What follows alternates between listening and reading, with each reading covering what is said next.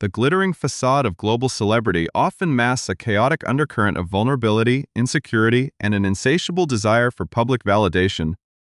In a world driven by 24-hour media cycles and the relentless pressure of digital engagement, the boundaries between the private lives of high-profile figures and their public personas have entirely dissolved. Modern culture has reached a point where the traditional notions of mystery and mystique are frequently cast aside in favor of extreme transparency, leaving audiences both fascinated and deeply polarized.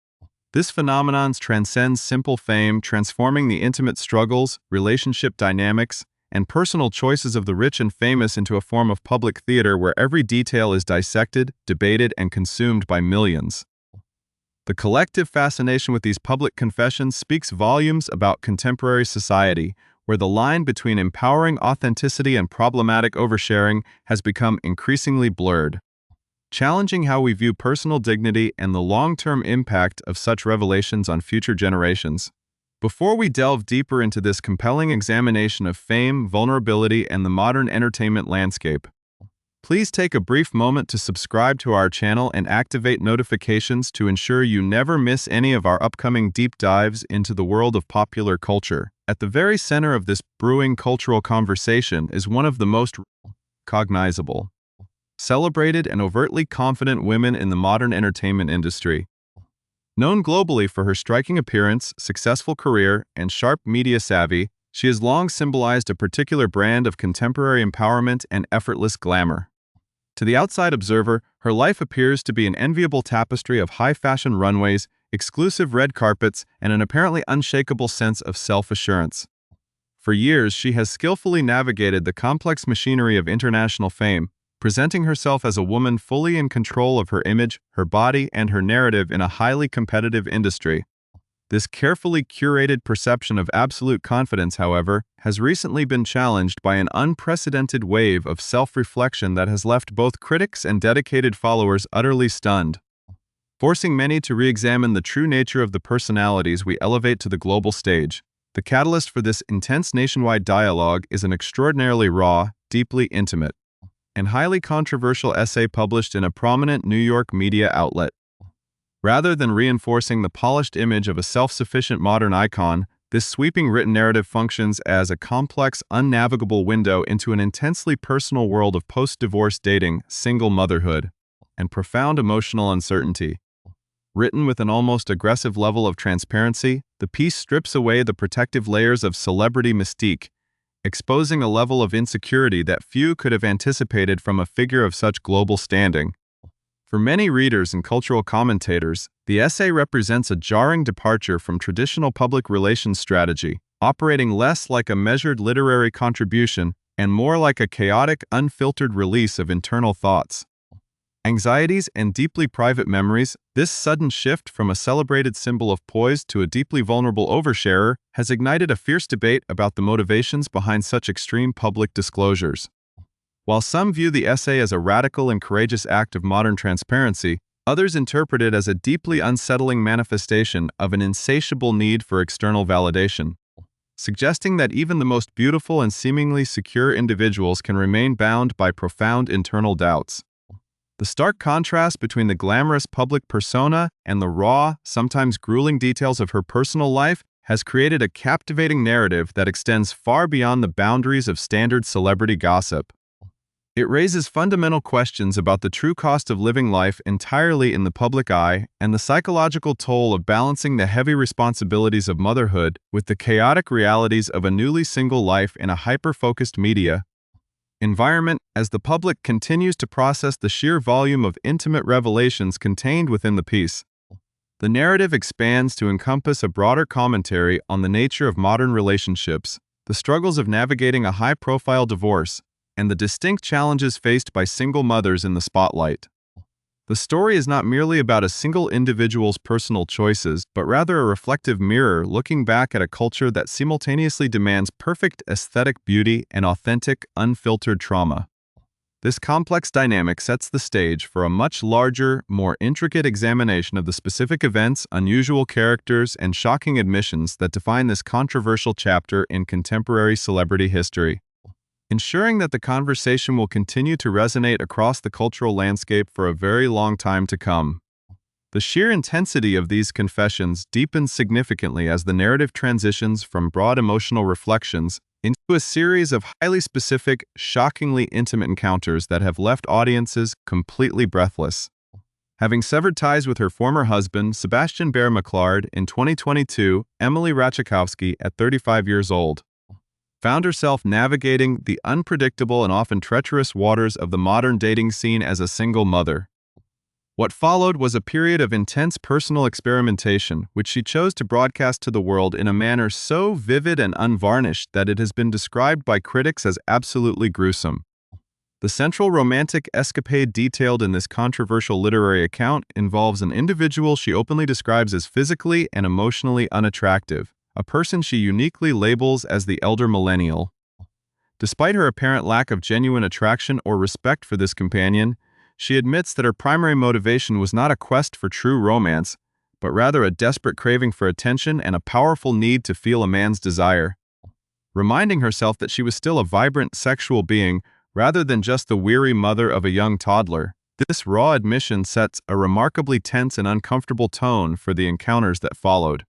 establishing a narrative dynamic that many commentators have found deeply unsettling. In a moment that has generated widespread shock and intense scrutiny, Ratajkowski describes a scene where, despite her explicit aesthetic and intellectual revulsion toward her date, she found herself on her knees in front of him a mere hour after their meeting. The encounter reached a bizarre emotional peak when the man compared her appearance to Cleopatra, leading her to write that she had found exactly what she had come there for, comparing herself to a praying mantis devouring her mate. This explicit imagery and the accompanying psychological justifications have provoked a massive wave of public recoil, with readers expressing a mixture of disbelief and profound discomfort at the level of degrading detail put on display. The tension escalates as the text reveals that this elder millennial, whom she casually dated for several weeks, ultimately exposed himself as a pathetic, dirty-talking weirdo, shattering any lingering illusions of a sophisticated or empowering modern romance and leaving a trail of humiliating slop in its wake. Far from being an isolated incident, this particular relationship was merely one chapter in a sprawling, chaotic laundry list of passing romantic partners that Ratajkowski systematically denigrates throughout her essay. He meticulously catalogues a diverse and unusual parade of suitors, including a vegan graffiti artist with impeccable posture, a chef who openly worried that he might have contracted chlamydia, and a Spanish Gen Zer who bombarded her with unsolicited nude photographs. The list continues with a heavily self-medicated son of a billionaire possessing highly questionable politics, several anonymous Italian men, and almost predictably yet another professional disc jockey. This rapid-fire succession of bizarre encounters paints a picture of a frantic, unsettled quest for identity, where each partner serves merely as a temporary prop in a larger theatrical effort to dismantle her previous persona. She explicitly states that she made a conscious decision to engage in these widespread encounters to forge a completely new kind of woman. Aiming to destroy the traditional Madonna archetype she had worked so hard to maintain and replace it entirely with what she aggressively terms the whore. This deliberate subversion of traditional values and the extreme graphic nature of the text has drawn sharp condemnation from critics who argue that this behavior represents a form of pornified drivel rather than true modern empowerment or progressive feminism. The controversy deepens dramatically when the essay transitions into an incredibly graphic description of motherhood and her son's birth story, featuring details that many believe should have remained strictly confidential out of respect for her child's future. She details a grueling 4-hour labor process that resulted in severe physical trauma, specifically noting that her muscle was severely ripped during the delivery. Furthermore, she shares an intensely uncomfortable detail involving her obstetrician, who, in an effort to loosen her body, repeatedly used her fingers in a manner that caused physical scratching to both the mother and the delicate, nearly translucent scalp of her newborn son. This level of medical and anatomical disclosure has ignited a profound ethical debate regarding parental boundaries and the long-term emotional impact on a child who will inevitably grow up to read these highly public, permanent digital declarations. The absolute peak of narrative tension emerges from the underlying tone of intense resentment and bitter competition that seems to permeate her reflections on motherhood and single life. Ratajkowski boldly asserts that her difficult experience with childbirth and early parenting was somehow worth the suffering, if only to triumph over her sad and lonely peers. Claiming that she already possessed the child and the profound experience of motherhood that so many of her close friends secretly coveted while they pretended to be perfectly content dating casually. This specific framing has been widely criticized as an expression of profound toxic jealousy and deep-seated resentment toward other women. She describes her entry into parentage not as a sacred or beautiful milestone, but as a violent transition into a harsh new reality defined by a screaming baby attached to her aching body and a wedding ring on her swollen finger. This dark, unromanticized depiction of family life stands in stark and dramatic contrast to traditional narratives of maternal bliss, leaving the audience to grapple with the uncomfortable realization that beneath the glittering surface of wealth and global celebrity lies an incredibly complex, deeply conflicted, and arguably damaged psyche struggling to find peace in the modern world. The profound public reaction to these shocking confessions highlights a major generational shift in how society views personal privacy, dignity, and the responsibilities of motherhood. For many women who have experienced the profound challenges of childbirth and the subsequent difficulties of navigating a complex divorce as a single parent, the choice to broadcast such intimate details to a global audience feels deeply misguided. Traditional perspectives on parenting emphasize that the stories of our children's births represent some of the most beautiful, challenging, and sacred moments of human existence, akin to an intense spiritual wrestling match where one ultimately emerges transformed. The decision to maintain absolute discretion regarding these experiences is often seen not as an act of suppression, but as a profound gesture of respect for oneself, one's former partners, and most importantly, one's children. Dating in the modern world is undeniably painful and complicated, but when an individual manages to find love again and take another turn on the emotional carousel, the experience should ideally feel terrifyingly ecstatic. Rather than serving as the raw material for a grotesque and highly public inquiry, ultimately, the chaotic journey detailed in the essay concludes on a remarkably ironic note, as this exhaustive search for independence leads right back to a desire for external approval.